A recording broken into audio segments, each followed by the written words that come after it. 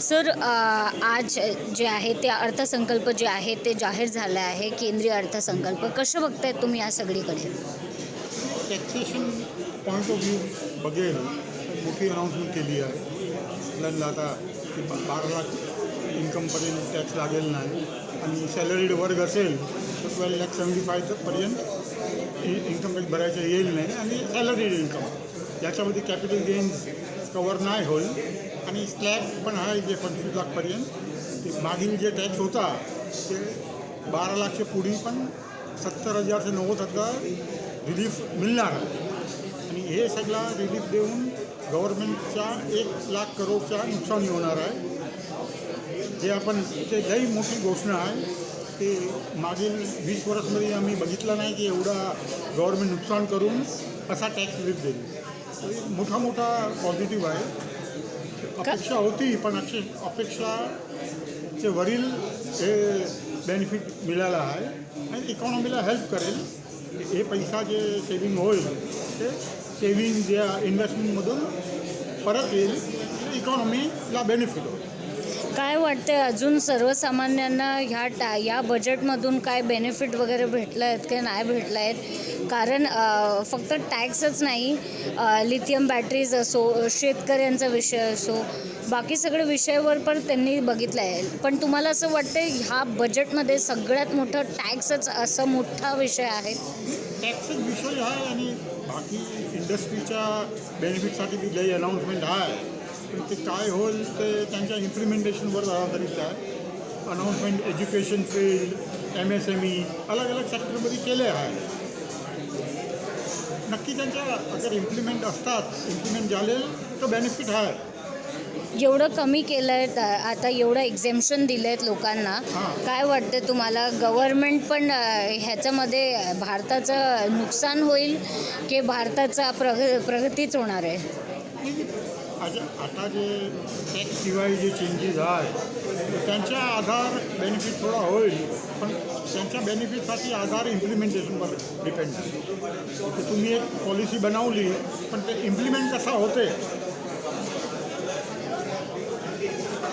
Overall कसं बघताय तुम्ही? किती मार्क देणार आहात तुम्ही या बजेटला? टॅक्सेशन पॉईंट ऑफ व्ह्यू बघायचं असेल तर मी 10 की 10 देईन. बाकी ओव्हरऑल 8/10 देईल. 2 कमी का पडलेत? कारण ते सगळे अनाऊन्समेंट आहे ना. हे तो नक्की स्पेसिफिक रिलीफ आहे. ते अनाऊन्समेंट चांगला आहे इंटेन्शन पण ते इम्प्लिमेंटवरती आधार आहे त्याचा सक्सेस होईल की नाही. तुमचं नाव? बकुल मोदी, CA टॅक्स. मॅम तुमचं नाव? सुनीता रामनाथकर. मॅम आज जे आहे ते बजेट जे आहे ते सादर केलं गेलं आहे. कसं बघताय तुम्ही या सगळीकडे? माझं नाव सुनीता रामनाथकर आणि मी रेप्रेझेंट करते आहे Indian merchant chamber of commerce and industry. आणि महाराष्ट्रामध्ये 21 चेंबर आहे पण मी सापडतो होल कंट्री. आता आजचा जो बजेट आहे तो खूप छान असा मध्यमवर्गीय लोकांना खूप छान असा आहे. त्यांना खूप होप देत आहे आणि ते खूप खुश आहेत असं मला वाटतं. तुम्ही कन्झ्युमर्सचे बेनिफिट कन्झ्युमर्सचे एक्सपर्ट आहोत. काय वाटते तुम्हाला? लोकांना आता दिलासा मिळाला का? हो मला वाटतं. कारण काय माहिती आहे जितका पैसा त्यांच्या हातात राहील ना, टॅक्समधनं पैसा जातो हातातनं आणि त्यांना कमी पैसे राहतात खर्च करायला. जितका त्यांच्या हातात पैसा राहील तितके ते जास्त खर्च करतील. जितके जास्त खर्च करतील तितके आमचे कन्झ्युमर प्रोडक्ट्सच करतील आणि गव्हर्नमेंटला त्यांच्यावर GST वगैरे मिळेलच, त्यांचा टॅक्स रिकव्हरी मिळेलच, पण आम्हाला पण प्रोत्साहन मिळेल. मग काय वाटतं तुम्हाला? एकीकडे त्यांनी टॅक्स कमी केले, दुसरीकडे तुम्हाला असं वाटतंय की GST वाढेल किंवा GSTमधून रिकव्हरी होऊ शकता? बरं आहे ना, GSTमधून होऊ दे रिकव्हरी, पण त्यांना जे हाऊस आहे ज्या गोष्टींची ते तरी ते करू शकतील ना. ते त्यांनी परचेस करू शकतील, त्याचा आनंद भोगू शकतील, एज्युकेशन करू शकतील, मुलांचं ट्रॅव्हल करू शकतील, पुष्कळ काय सेविंग्स करू शकतील. पैसे आले म्हणजे सगळं हळूहळू होईल, त्यांचं लाईफच सुधरेल. ओव्हरऑल किती मार्क देणार तुम्ही ह्या बजेटला? 7. 3 कमी पडले त्याच्यामध्ये असं पुष्कळ आणि करू शकतात. म्हणजे आता 5च कॉलेजेस केले स्किल डेव्हलपमेंटला, 50 लागत आहेत आपल्याला.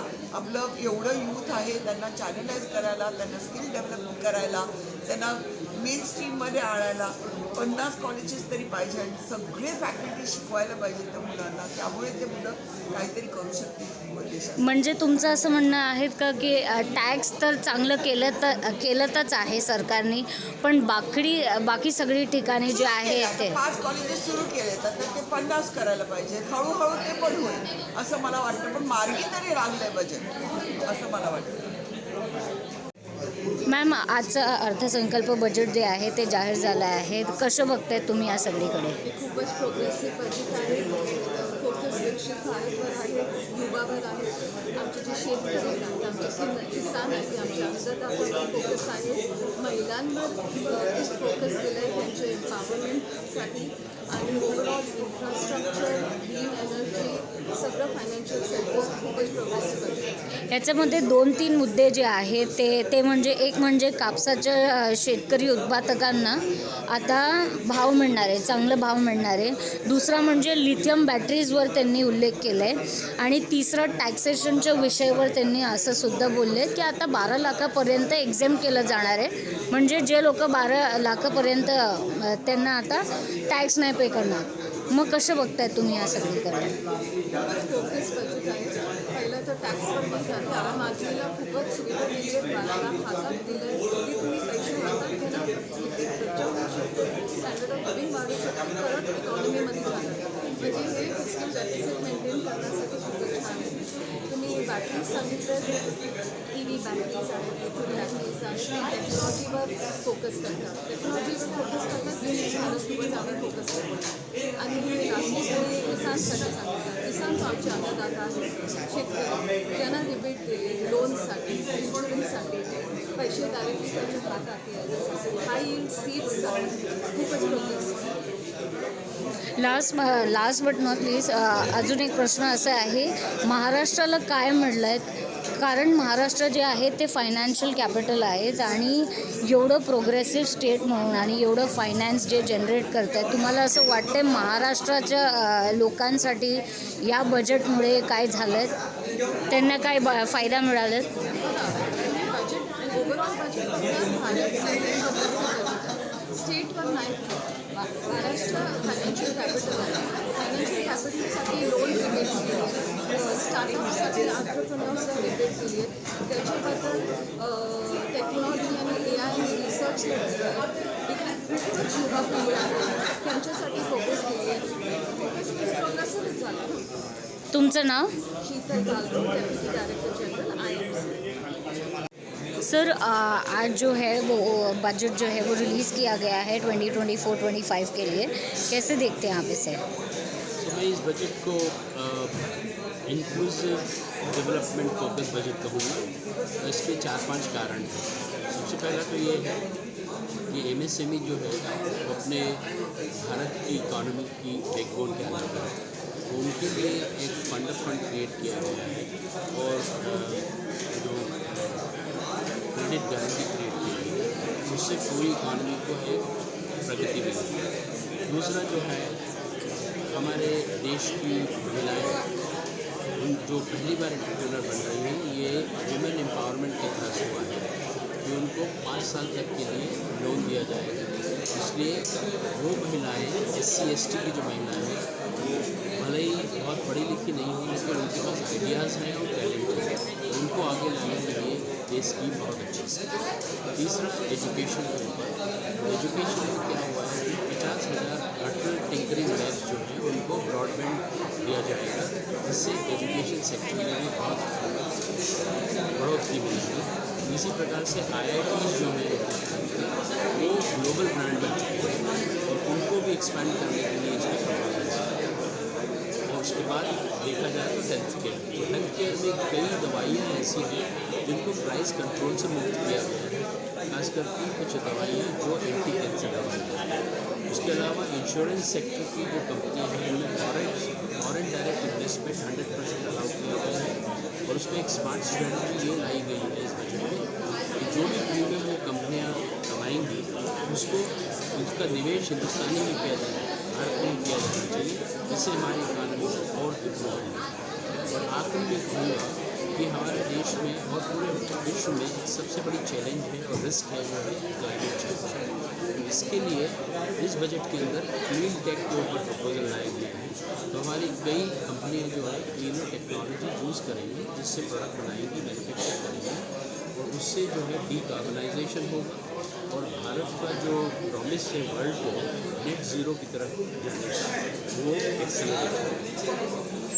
और इसमें टैक्सेशन की बहुत बड़ी घोषणा की गई है और फार्मर्स के लिए भी टैक्सेशन की बहुत बड़ी घोषणा की गई है। 12 लाख तक एग्जेम्प्ट किया गया है।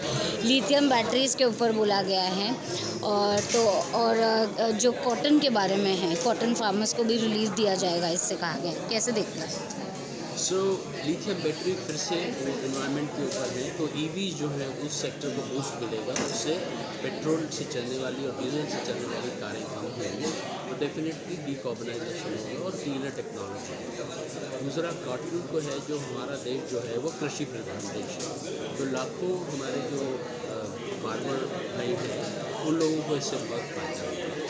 सो कृषि में भी बहुत अच्छा किया गया है और डीकार्बनाइजेशन वाला क्लीन टेक में भी इससे फायदा है। टैक्सेशन के बारे में कैसे देखते हैं? सो ये इसको जापानीज़ लैंग्वेज में, इंडस्ट्रियल लैंग्वेज में कहा जाता है डिलाइटिंग द कस्टमर। सो मैं ये कहूँगा कि हमारी वित्त मंत्री Nirmala Sitharaman, she has delighted the population of middle class of India, क्योंकि कई लोगों का एक्सपेक्टेशन ये था कि ये टैक्स को 10 लाख तक का बहुत से बहुत फ़ायदा मिलेगा, और उन्होंने 12 लाख तक ज़ीरो टैक्स का स्लैब बढ़ा के she has delighted the large population, middle class population of India. Bharat की सबसे ज़्यादा पॉपुलेशन जो है वो मध्यम वर्गीय परिवारों को इससे बहुत फ़ायदा मिलेगा, और फ़ायदा इस हिसाब से मिलेगा कि वो अपनी रोज़मर्रा की ज़रूरतों पे जो खर्च करते हैं उससे बचेगा। वो पैसा वो या तो घर खरीदने में लगाएंगे या फिर शेयर मार्केट में लगाएंगे, अलग अलग एसेट क्लास में उसका इन्वेस्टमेंट करेंगे, उससे इकोनॉमी में और फर्दर इम्प्रूवमेंट होगा। ओवरऑल बजट को कितना नंबर देंगे? ओके, तो ये आप सभी लोगों का फेवरेट क्वेश्चन होता है, तो मैं कहूँगा कि ये ओवरऑल बजट जो है 10 में से 9 रैंकिंग है। एक की कमी? एक ही कभी में वो कहते हैं ना कि ये दिल मांगे मोर, हमेशा कुछ ज़्यादा चाहत होती है, तो 100% तो सभी चाहते पूरी नहीं होती। आपका नाम? मेरा नाम महेंद्र चौहान, मैं इंडियन मर्चेंट चेंबर का मैनेजिंग कमेटी का मेंबर हूँ और बोर्ड ऑफ डायरेक्टर्स भी हूँ, और मैं महिंद्रा इंडियन नॉलेज फाउंडेशन का चेयरमैन हूँ।